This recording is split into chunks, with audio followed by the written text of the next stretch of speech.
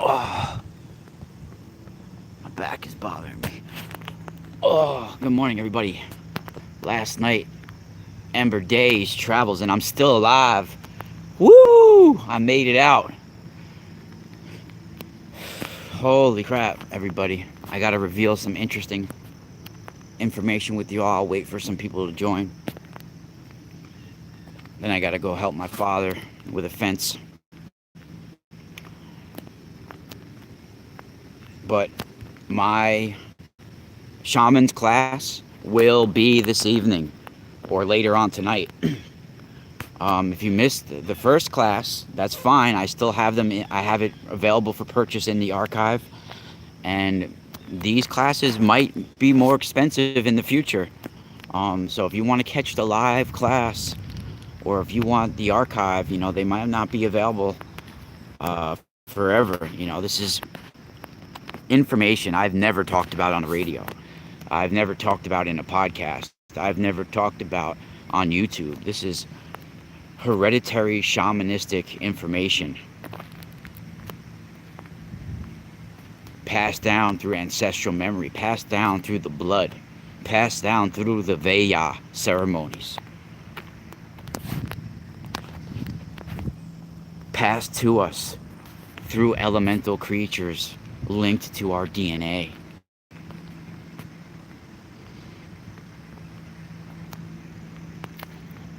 If you look into the old English term and an old language called the term Amphi, Ambhi, I think, this is where the word ember comes from, to walk around. And the ember days aren't just on the solstice and equinox anymore. The ember days are literally happening every Thursday night. And last night, I was going to do my shaman's class last night, but I had to make it for tonight instead because last night was one of these ember days. It was the 8-8 alignment, where the Stargate, the Lion's Gate as they call it,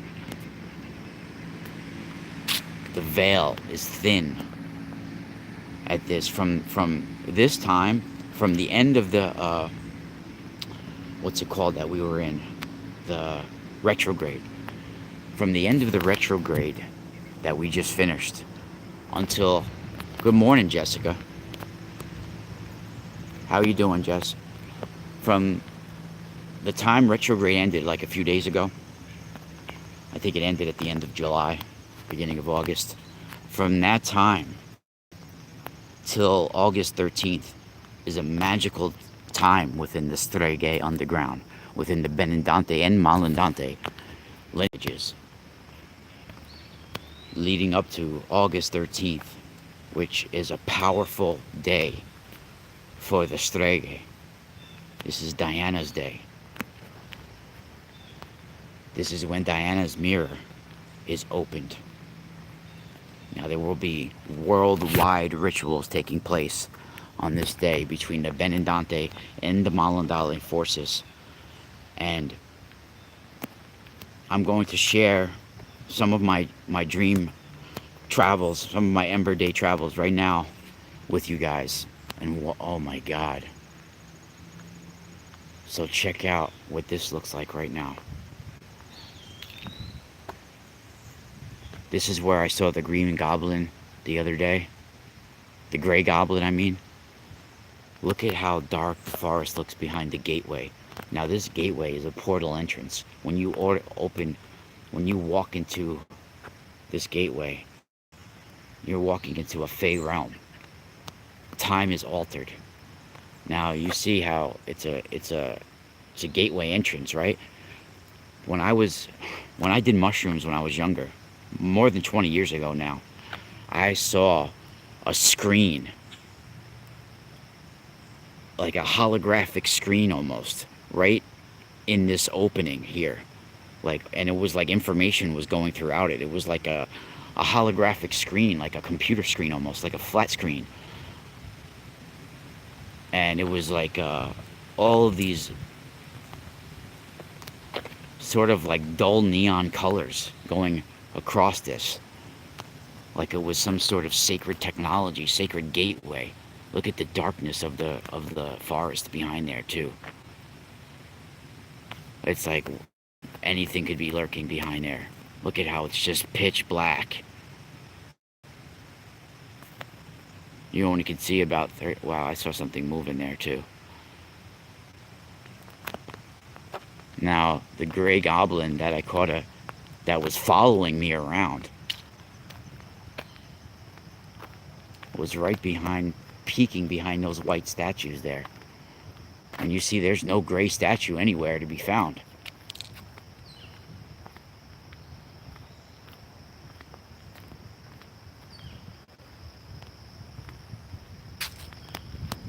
This is right where the gray goblin was the other day.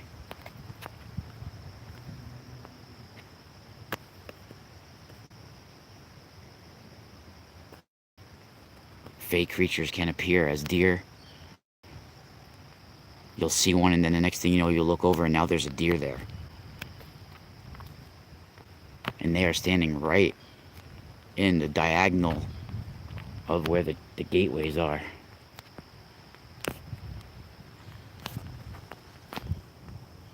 Now,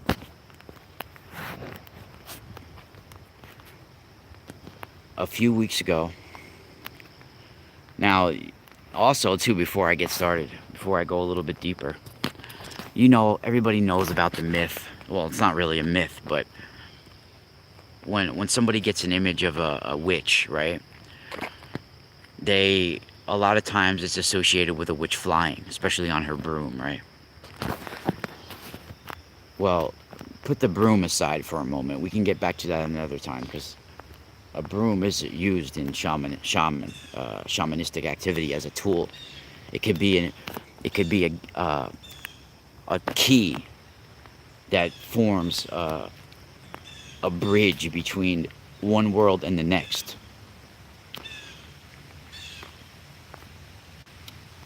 It could be an activation tool to pull things from one realm to the next. Same as cords, same as ropes. You can use these. There's a lot of rope work and knot work that I'm going to be showing in my classroom as well, on my shamanistic classes, how to work with this sort of technology, spiritual technology. Now, put all that aside for a moment, and let's go through why they say witches fly at night. When you have shamanistic abilities, when you have spirit, and we all have spiritual technology within us, it's whether or not you're able to access it or not, or awaken it, or remember it. Now, when you go into the astral, when you go into dream time, when you go into your spirit body, when you're accessing your spirit body, most people that are shamans, spiritualists, psychics, when they dive into the other realms, the other world, they are doing it in some sort of transport way. So, a very common one, well, not very common, but some of us, Malik, you're gonna like the little present I'm sending you, buddy. Holy shit, it's gonna be cute. Nah, I don't know if cute's the right word, but it's right from my heart, you know. Truly from my heart. So, Malik, if you don't if you haven't seen the Patreon post that I made for not just you know, other people too, but I was hoping that you really got to check it out, St. Moses the Black. Whoa, look at the scene of the goddess hovering over the trees. Look how big she is. I'm also doing mind-blowing, groundbreaking work at the Stony Point battlefield near me. I believe there were dolmens there at one time, ancient sacred site that was demolished, and there's only a little bit standing left now today. I caught some great images of it, but a few weeks ago, during my Ember Day travels, and The reason why I bring up witches flying at night is because a shaman is a witch. I know the witch term has been demonized. Um, the same as the word occult has been demonized. Cult means the occult or occult. The term occult, OCCULT. It means hidden, secret, knowledge that's not forbidden, but secret, that kept secret because the personality and behavior of mankind was so out of control that if this information gets in the wrong hand, it can cause a disaster on this planet. And now, what's a disaster? I've talked about this before. Dis, D-I-S, what does this mean? Dis means having less of, moving away from, beneath, you know, uh, having less thereof, or something like this, being, moving away from, having no knowledge of, dis, right? And then you have Aster. Aster is Aster. Aster is knowledge of the stars, connection to the stars. So a disaster is having no knowledge of the stars, or moving away from your star origins, or moving away from star knowledge, disconnecting you from your ancestral roots. And this is what a disaster is. It is a disconnection from your star body, from your star seed, from your star origins, from your star family. This is what a disaster is. It's you, us, the world being disconnected from their star knowledge, from their star family. And this is why what causes a disaster, Now, in my dream time, in my spirit time, I can access my Merkava, my transport device between realms, through a certain movement of my arms, and then I'm flying. And this is flying by night, astrally flying. Witches, shaman, spiritualists, mystics. You and me, we can travel by night, by dream time. We fly by night into other realms.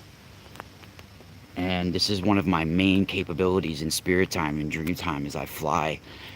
Some people will be running, some people will be swimming, some people will be driving in a car. There's all sorts of symbolic gestures or symbolism that your psyche uses. Every person is different, and every experience will be different for you. Everybody perceives the fields of Josaphat a little bit different, or the Elysian fields a little bit different, or the Summerland a little bit different. Whatever you want to call these sweet smelling realms that we translate to. Now, I know translate means some things to some people, but a translation can also mean going from one realm to the next. Even in biblical terms, if a saint is translated somewhere, he's translated to another world. He's moved from this world to the next. Teleportation, sort of. This is a translation. Now, a few weeks ago, I was flying in my dream time, and I was carrying a huge pole, like tree size. And at the end of this pole was it was sort of glowing, but it was a flag, golden glowing flag, and it had a very interesting sigil on it, or symbol, that I've never seen before. And I was carrying this, flying, while I was flying, I was holding this. And then I came to a spot, and I didn't see anything else around me. And I came to the spot, and I put the pole in the ground. And it was my understanding that this was directly on a fault line, or some sort of energetic ley line, or dragon energy. And I put it almost sideways. I was pushing it through the ground. And right before I was about to break soil, literally the dragon energy came out of the ground like it was a snake. The ley line energy came out of the ground like it was a snake, and I had to put the the pole through the snake's head and through the ground holographically. Then I realized that it didn't go through the snake's head. The snake actually coiled around the pole as it went into the ground. Now, what's interesting is, though, as soon as it went into the ground, I could see that it built a barrier around it, like a circle. And the pavement cracked, like everything cracked. And it's like it made a barrier. It was very weird. And a pole, even though it wasn't this big when I was carrying it, when I put it in the ground, it seemed to extend all the way to the top of the earth, all the way to the top of the firmament, wherever we were. I could see nothing else around me, but it went all the way high where you could not see where it ended. And there was no clouds, there was no nothing around. This was just a blank realm that I could see, that I was seeing. It was just me and this pole. And then when this ley line came out of the ground, it literally looked like the old images of ancient Egypt, of Set and Apophis, with Apophis coming out of the ground. And it's almost like Set is holding a huge dowsing rod or something, and he's putting it into the ley line, or the Apophis coming out of the ground. This looked exactly. This depiction that we've seen in ancient Egypt of Set and Apophis, almost to the T, resembled what I was going through in my dream time. And yes, I did have prior knowledge of these ancient Egyptian depictions, but I don't think it influenced what I saw in my dream time. I think this was actually taking place, and I was putting some sort of spiritual technology into the fault line, and I built a barrier or did something. Maybe I balanced the energy. But first of all, we don't remember most of our travels when we wake up. And a lot of it has to do with the nanotechnology that was inserted into the womb. That's manipulating children inside the womb already. But also, I think a lot of it has to do with our physical body not being able to carry out what's going on in this physical realm. If we have complete knowledge of what's taking place in the spiritual realms, it would completely block anything you would have to do in your physical life. You wouldn't be showing any attention to your family. You wouldn't pay any attention to making money or doing your job. And your life would just wither away in the physical realm, because you would be so concerned with the spiritual side of things that you would be completely preoccupied and disconnected from everything else. So it's a weird conundrum that we're stuck in. It's a weird riddle that we're caught in. So last night, what I remember of my travels was I came back to this pole, and what I saw was pretty intense, because I saw a whole collection of beings camped around this pole. Like, there was like maybe a 20 to 30 foot circle around this pole, and they were camped around this circle.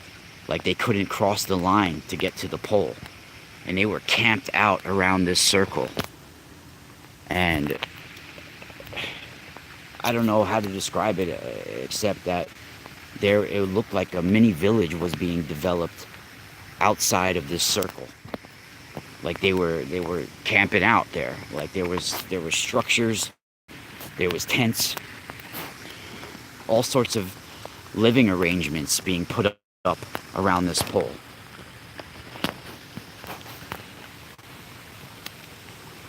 The thing is, though, we have spiritual omens around us at all times. We have spiritual things that help us remember.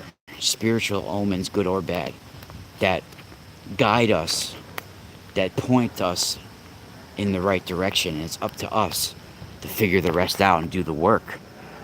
So when you wake up from Ember Day Travels or from Dream Time or from Spirit Time, whatever you want to call it, before you shake off any astral debris, before you shower, before you do any sort of grounding technique, it's very important that you try to catch a glimpse of what you were dreaming. Anything that comes to your mind, you should write down, no matter how insignificant it seems. But whatever is in your mind when you first wake up, try to go with it. Try to think about it. Try to go there. And if you're getting any urges to look in a book, to look up something online, to any urges to do something, you got to pay specific detail to these spiritual omens that you're getting. And omen is not just a bad word. Spiritual omen can mean good or bad. It's a spiritual sign. See, omen has been demonized as well, this word. So it's a spiritual sign. So as soon as I woke up, I had the overwhelming urge to look up Angkor Wat, the ancient structure. I think it's Cambodia that Angkor Wat is in. The spiritual technology of the Naga pumping out of Angkor Wat.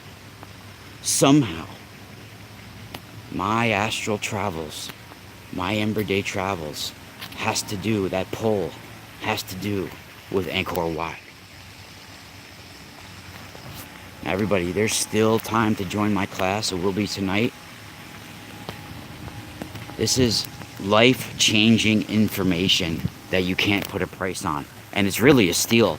If you're a patron of mine, you get $20 off. So even if you're a $2 patron a month, you still get $20 off the shaman, the Benindante shaman class. Now, listen to this deal, because it's $99 for non-patrons, $79 for patrons. But what you get for this is hours and hours of class, of information that I don't share anywhere else. Information to start your shamanistic initiation, your shamanistic awakening, And at the end of the courses, I will be giving you your shamanistic spiritual name if you choose to have one. It will be a complete shamanistic initiation. We've already had one class. It's in the archive. So if you purchase classes now, I immediately send you the first class. The second class will be tonight. There will be a total of 5 classes altogether. Each class is over an hour. So this is priceless information for $79 a month. I mean, not a month. $79 one time. $79 one time, or $99 if you're a non-patron. But if you subscribe, just $2 a month, the lowest platform even, you get this deal. And like I said, it's hours and hours of shamanistic information, techniques, all sorts of power that you can share and teach to other people for the rest of your life. Now this information, of course, I have everybody agree to a disclaimer as well, that any decisions you make regarding this information, that you can't put that on me. You can't and there's a risk of doing any sort of energy work, a psychic risk. If you're mentally unstable, then you can attract some very weird energies to you. So I'm teaching you how to create your spiritual technology and access your spiritual technology. Now, Sekhmet, I'm going to get there in a second. So Sekhmet is basically an ancient time being. Sekhmet has to do with timelines. As soon as I even say the name Sekhmet, I see timelines, both straight and curving in a cyclical moment. And it's Sekhmet took part in our current human experiment on our planet. And Sekhmet is also involved with prolonging our survival. Sekhmet is an ancient that gets drawn to creativity and music. They rejoice and get high in this music. There's both feline and dog humanoid races that were once on this planet walking among us. They're inside of some of the megalithic rocks, DNA stored within it, waiting for the time that is upon us now.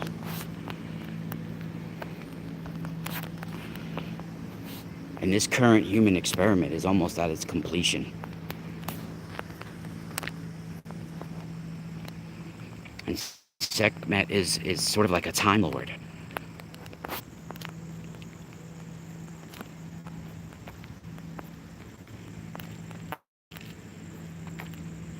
Now,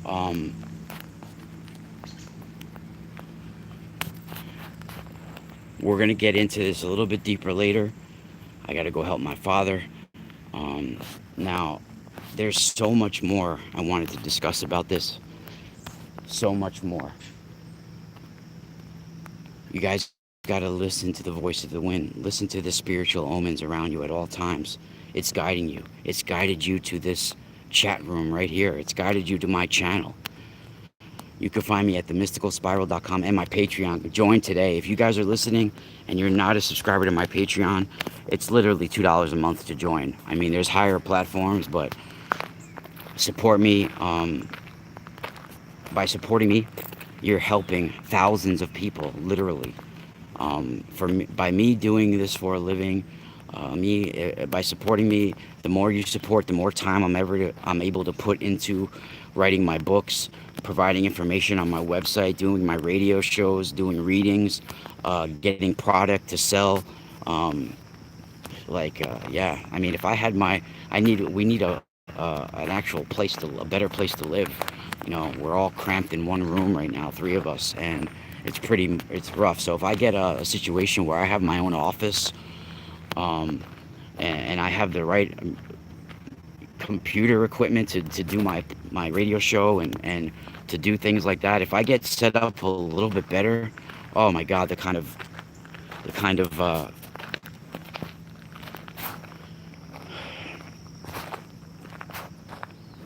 time I could devote to it then would just be amazing. Right now, it's very hard to get things done, and it's like the world the spiritual realms are doing this on purpose. It's chaotic. You have to fight just to get my message out there. There's forces trying to keep us down. There's forces trying to get me to prevent me from even doing these talks. It's like all the cards are stacked against me, and it's any other person would be like, you know what, I just got to go get like 2 jobs and work myself to the bone, physical bone. And I was doing that for so long, you know, working a physical job and having barely anything to show for it all day long. And I did this for 20 years. You know, I worked a physical job for literally 20 years, you know, maybe even more. The last job I was at for like 6 years, but prior companies, other companies, I mean, I've been killing myself for a long time and stuffing my abilities, putting a cap on my abilities. And the time is now. So I'm making a stand. And by supporting me, I'm able to help countless others. So literally everybody, it's when you support me, it's not like supporting a lot of those other people out there that are on YouTube. They're talking about video games, they're doing this, they're doing that, they're talking about nonsense. Stuff that's not going to get anybody anywhere. Just stuff to keep you preoccupied from your spirituality. And by supporting those people, it gets you nowhere. By supporting me, I am able to help countless others. And even if it just helped one person, it would be worth it. To change one life. I've changed so many lives with my information, and it's time to change yours. And once you receive the information of your spiritual technology and how to access it, because first, I show people how to make amends with the elements first. We've all disrespected water, fire, air, earth. First, we have to make amends with all of these elements before we can work with them again. And I teach people how to access your spiritual power, how to make amends with the earth and start fresh again, how to repair your aura. By the end of the classes, you'll be able to exorcise evil out of your body and others. You'll be able to capture spiritual illness and get rid of it.